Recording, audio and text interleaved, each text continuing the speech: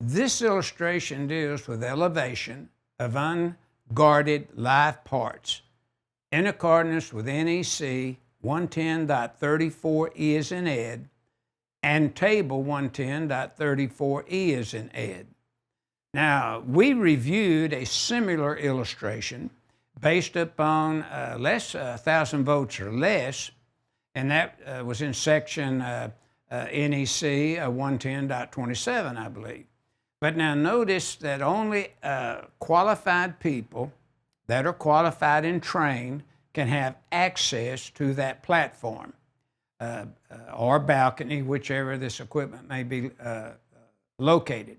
But it's elevation that guards the live parts. And notice 110.34E deals with this elevation protection.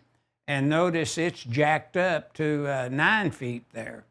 And then, of course, as that voltage changes and gets higher, then that elevation is going to increase. So usually these platforms or balconies usually have a certain level of voltage before they go to a substation or they go to another means of guarding these live parts.